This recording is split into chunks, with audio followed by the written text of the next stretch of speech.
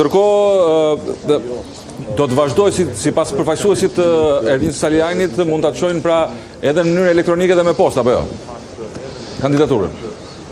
Po, do të jetë një nga format që do të përdoret nga ana e tyre, dorëzimi i kandidaturës me poste elektronike, dhe ja kemi sërish një, më themi, situatë në ambientet e brendshme të selisë së PD-s, ku përfaqësuesi zoti Saliani tenton të ngjitet sipër, por nuk lejohet nga punojësit në selin qendrore të Partisë Demokratike të afrohemi që ta ndjekim këtë diskutim.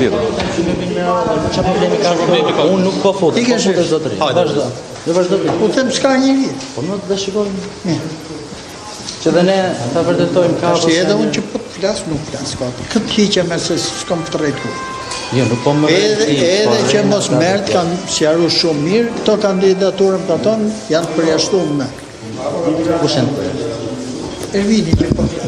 Statuti nuk parashikon përjashtim. Ti nuk e di sa. Po fes. E di ti, koleg. Ka njëri? E bëra, çef. Dera është mbyllur. Jo, as pak. Si të shikoni dhe vetë, kjo është Partia Demokratike që i mbyll të drejtën për kandidim të gjithë personave që duan të kandidojnë. Edhe do të ndihni në bazë të njoftimeve të vetë zotit Saliani sa i përket formave dhe mënyrave ligjore që do lloj përgjigje që t'i japi komisioni dhe gjithashtu leadershipi i Partisë Demokratike. E thash dhe e rithem, Partia Demokratike duhet të hapet për një garë të lirë dhe të ndershme brenda saj, edhe nëse pretendimet e kujdoj qoftë apo thashë themet që lëvizin janë të vërteta, le të dalin faktet dhe provat, sepse dhe sipas statutit Partisë Demokratike në rithemelimin në vitin 2021-2022 me radhë, termi përjashtim nga Partia Demokratike nuk ka ekzistuar dhe nuk do të ekzistojë sipas premtimit të doktor Berishës, por tani pas ka dalë një term i ri i cili quhet vetë përjashtim. Këto janë terma që juridikisht nuk njihen dhe janë terma të cilët shpiken sa herë është nevoja kur cënohet kotuku brenda Partisë Demokratike. Ju falenderoj.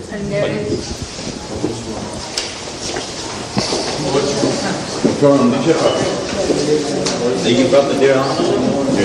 Dhe i prapë të redën.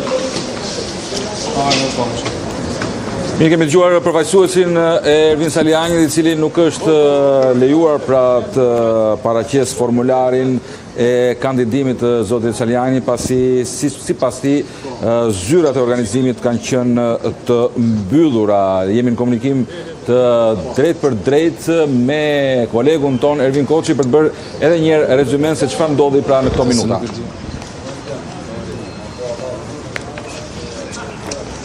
Nuk di se nëse më dëgjon Ervin Koçi.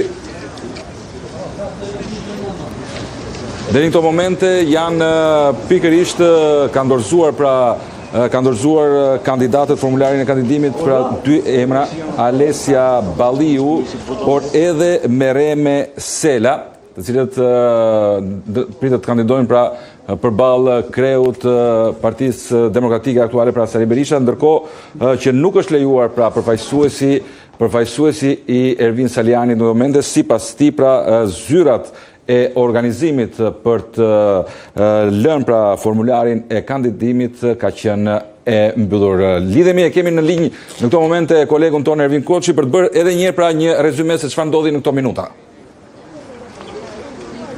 Po andi patëm një situatë në ambienteve të Partisë Demokratike ku përfaqësuesit e zotit Ervin Saliani nuk patën mundësi për të dorëzuar kandidaturën e tij si një person i cili synon të garojë përballë zotit Berisha sa i përket më themi drejtimit të Partisë Demokratike, një garë e cila pritet të zhvillohet në javën e 4 të muajit maj, por sigurisht pati dhe akuza nga natyre në argumentin se asnjë person i cili është kompetent për administrimin e këtyre dokumentacioneve nuk gjendej pranë selisë qendrore të PD-s, si rasti sekretari organizativ zoti Ervin Vinarolli që ju bë e mundur që ta shihnin edhe vetë që zyra e tij ishte mbyllur, nuk ishte ku të dorëzojë dokumentacionin, por ato shprehen që do të përdorin në forma tjera për të dorëzuar kandidimin e Zotit Saliani, siç ishte posta apo posta elektronike, në mënyrë që ai të regjistrohet zyrtarisht si një person që synon të garojë për postën e kryetarit të Partisë Demokratike. Një ngjarje e cila mund të themi duket si ishte një përsëritje pasi edhe me kandidaturat e mëparshme të cilat u paraqiten pranë të listë qendrore të Partisë Demokratike, qoftë zonja Merim Mesela apo qoftë përfaqësuesi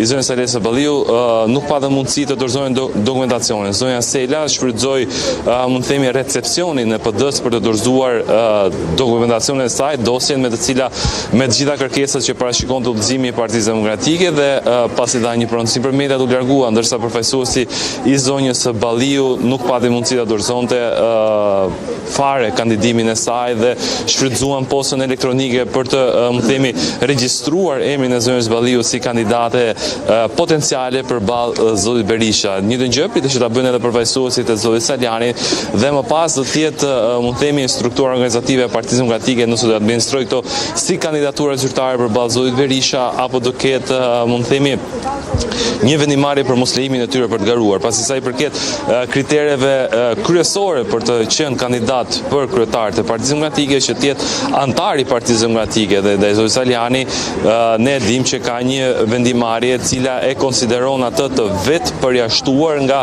antarësia e PD-s dhe për rrjedhoj ai nuk mund të jetë një person i cili mund të garojë për pozicionin e kryetarit të Partisë Demokratike.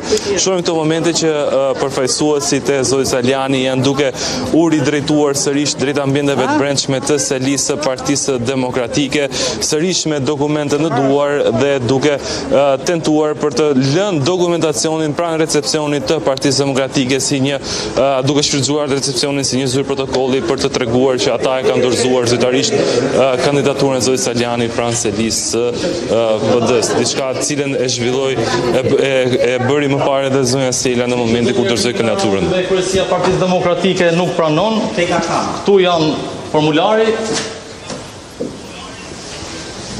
Ka bërë një gest.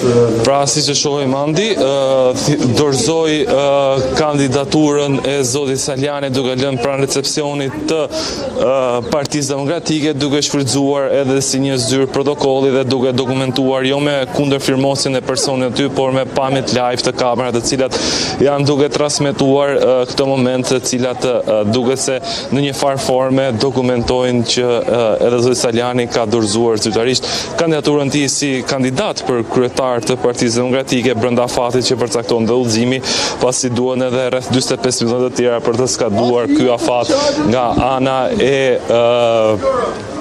e vendosur nga Sekretariati Organizativ i PD-s sa i përket dorëzimit të kandidaturave për kryetar të Partisë Demokratike. Qartë, pak çaste më parë përfaqësuesi i Ervin Saliani deklaroi se le të kuptohet se në rast kundër mund të marrin dhe hapa ligjor. Një gjë të tillë që e ka përmendur dhe Ervin Saliani pra për formën apo mënyrën ligjore. Çfarë do të thotë kjo, Ervin?